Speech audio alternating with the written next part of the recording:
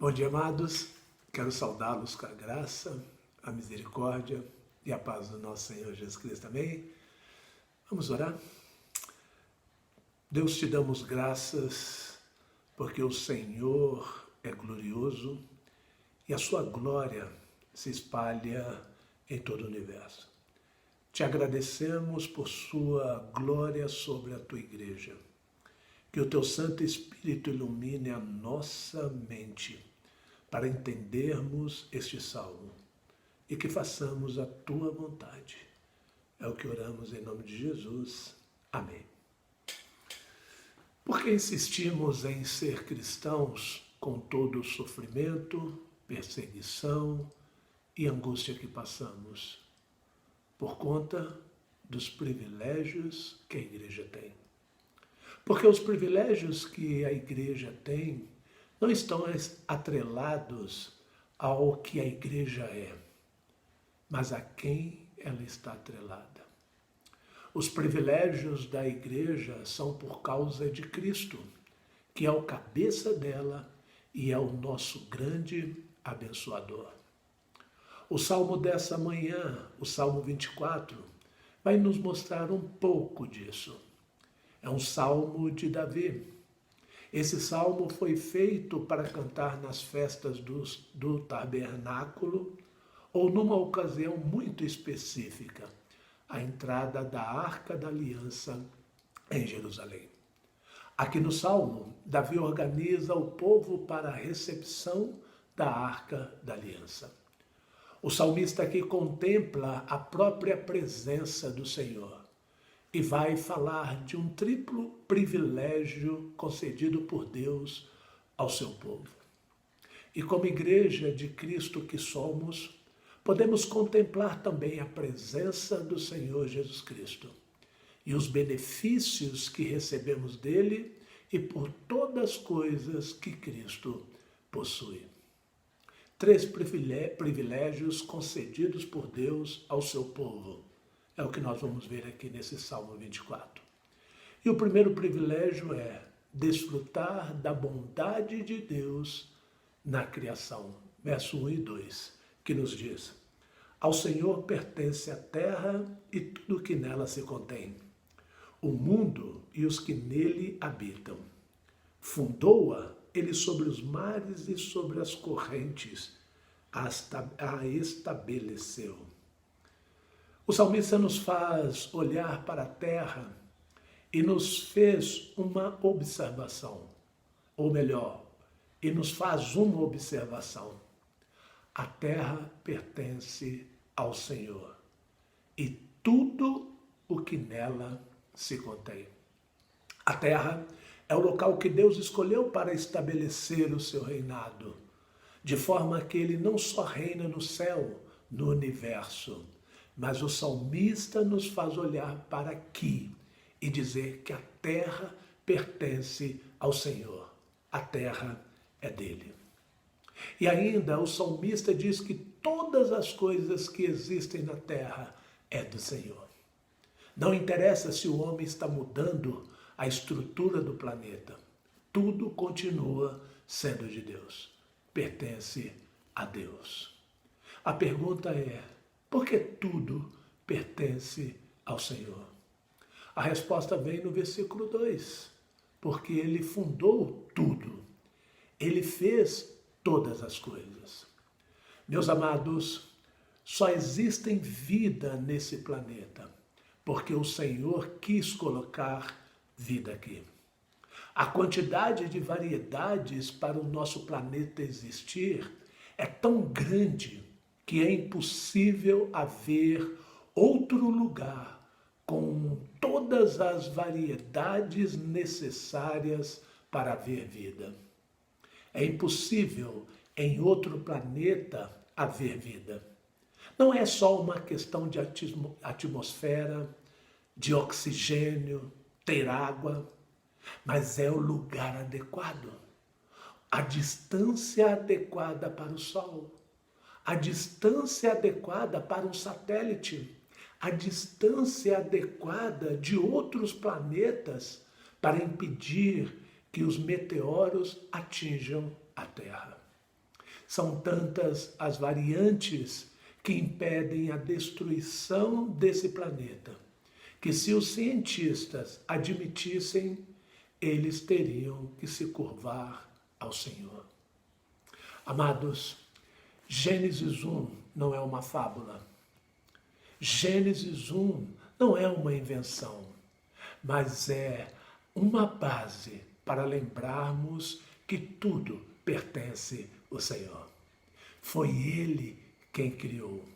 Foi o Senhor quem nos deu todas as coisas e todas as condições para a nossa sobrevivência. Amados, se nós existimos hoje, se nos movemos, isso é privilégio de Deus, o privilégio que Deus dá ao seu povo de experimentar a sua criação, tanto o seu povo como aqueles que não são o seu povo.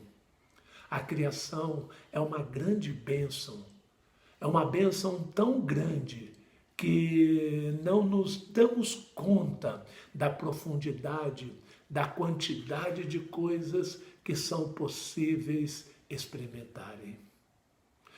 Você já imaginou o quanto temos motivos para agradecer por um prato de refeição? Pela quantidade de coisas que fomos abençoados ou que somos abençoados com um prato de refeição? Já pensou nisso? O quanto somos abençoados por estarmos respirando, por estarmos andando? São grandes as bênçãos da criação e nós somos privilegiados. O segundo privilégio do povo de Deus apresentado aqui pelo salmista é experimentar a graça de Deus na redenção. Os versos de 3 a 6 nos diz: quem subirá ao monte do Senhor?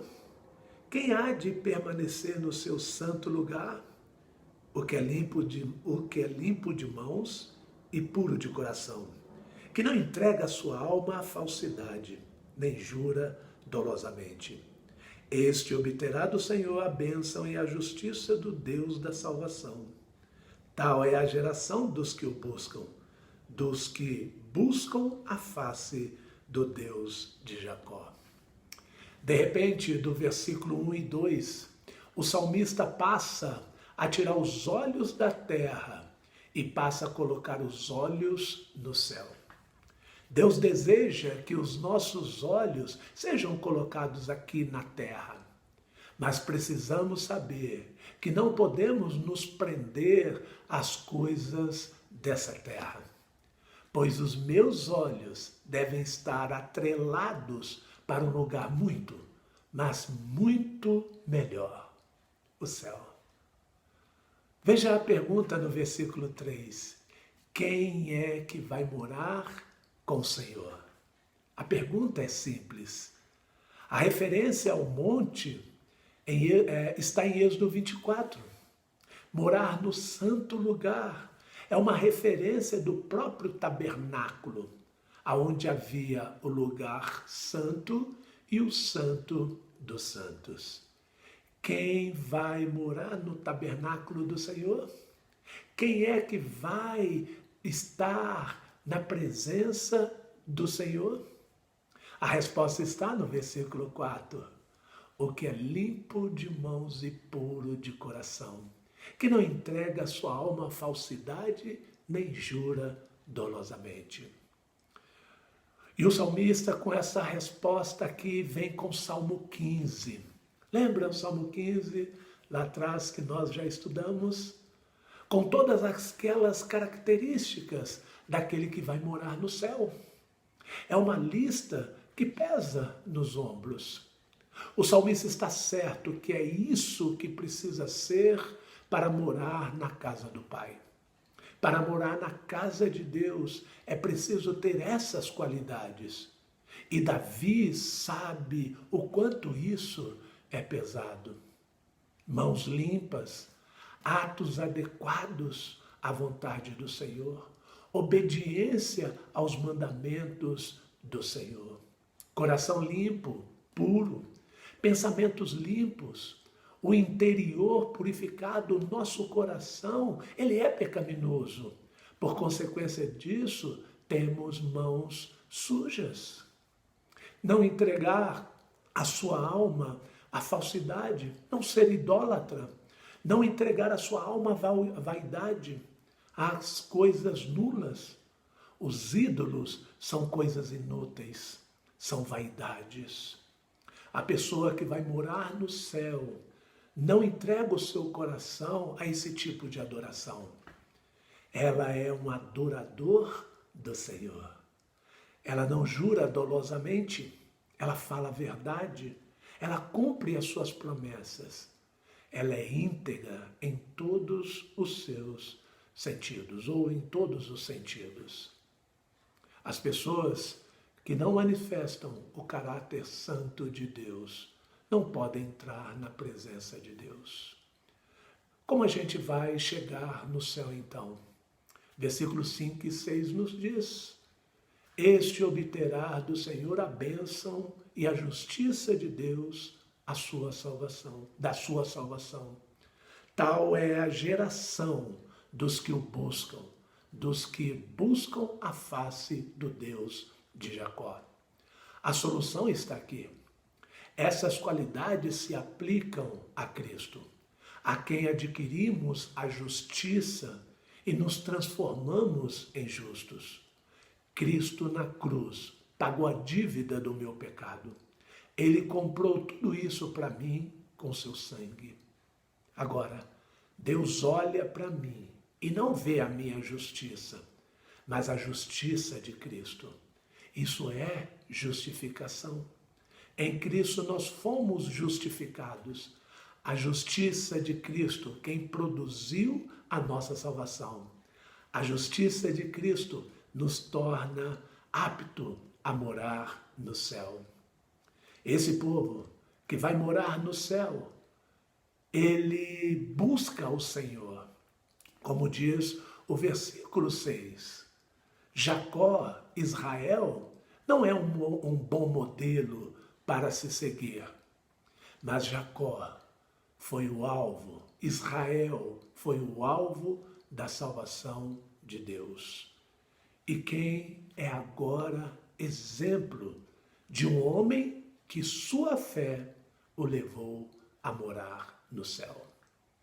O povo de Deus encontra o maior de todos os privilégios, o de morar com Deus, de morar na presença de Deus por toda a eternidade, através da fé em Jesus Cristo.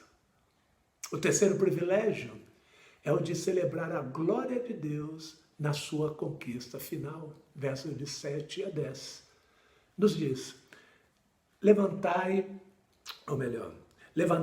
ó portas, as vossas cabeças, levantai-vos, ó portais eternos, para que entre o Rei da Glória. Quem é o Rei da Glória? O Senhor forte e poderoso, o Senhor poderoso nas batalhas. Levantai, ó portas, as vossas cabeças, levantai-vos, ó portais eternos, para que entre o Rei da Glória. Quem é esse Rei da Glória? O Senhor dos Exércitos é o Rei da Glória. O texto começa com uma convocação. Somos informados que a convocação é para a entrada magnífica desse rei. Mas muito mais que um rei montado no jumentinho. O Rei da Glória passará por aquela porta com toda a sua majestade. É interessante vermos aqui que Davi, ele coloca uma situação atual, o próprio rei, ele próprio sendo recebido e passando pelos portões de Jerusalém depois de uma batalha, com glórias e vitórias. Mas, ao mesmo tempo, ele joga lá para o futuro. Ele joga lá para a vinda do Rei glorioso. E a pergunta no versículo 8 diz: quem é o Rei da Glória? A quem Davi está se referindo? Quem é o Rei da Glória? o Senhor forte e poderoso, o Senhor poderoso nas batalhas. Perdão.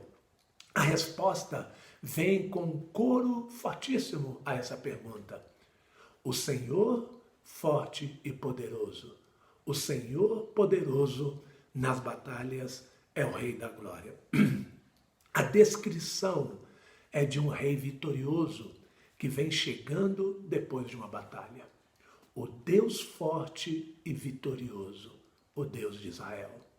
O rei vitorioso é Cristo, recebendo honrarias no céu. O que venceu os seus inimigos, que venceu a morte na cruz do Calvário. O que tem os seus inimigos debaixo dos seus pés. O versículo 9 nos apresenta aqui a repetição da convocação. Aqui percebemos que não é a Jerusalém terrena que o salmista está dizendo, mas sim a Jerusalém celestial, como nos diz Apocalipse 21. Porque a Jerusalém terrena, os seus portões, eles não são eternos, eles foram destruídos. Mas a Jerusalém celestiais, os seus portais, serão eternos. Aqui podemos lembrar a entrada de Cristo em uma concretização final. O Rei da Glória é o Senhor Jesus Cristo. A vitória de Cristo foi concretizada na cruz do Calvário, na sua ressurreição e na sua ascensão. Amados, nós somos vitoriosos porque nós temos um Rei que venceu por nós. E é Ele quem trava as nossas batalhas. Foi Ele quem travou a nossa maior batalha, a luta contra o pecado. E foi Ele quem venceu e vencerá para sempre. Temos privilégios e eles devem ser para a glória do Senhor. Quando você estiver em sofrimento, em perseguição, glorifique ao Senhor, porque Ele te deu o privilégio de usufruir da criação. Ele te garantiu a entrada no céu e Ele te fez mais que vencedor pela obra dele. Que isso seja matéria das nossas lembranças no nosso cotidiano, no nosso dia a dia. Vamos orar? Obrigado, Jesus, por essas promessas e essas verdades tão espetaculares. Obrigado pelo presente que o Senhor nos deu da salvação, pelo privilégio da bênção de morar com o Senhor no céu mediante a nossa fé no Senhor Jesus Cristo. Obrigado por o Senhor criar todas as coisas e nos dar o privilégio de usufruir de todas elas. Que o dia de hoje seja tão especial e que nos leve a lembrar de todas essas verdades, para que nós não reclamemos de nada, mas que sim nos agradecemos de tudo que o Senhor é e de tudo que o Senhor tem feito por nós. Essa é a nossa oração em nome de Jesus. Amém.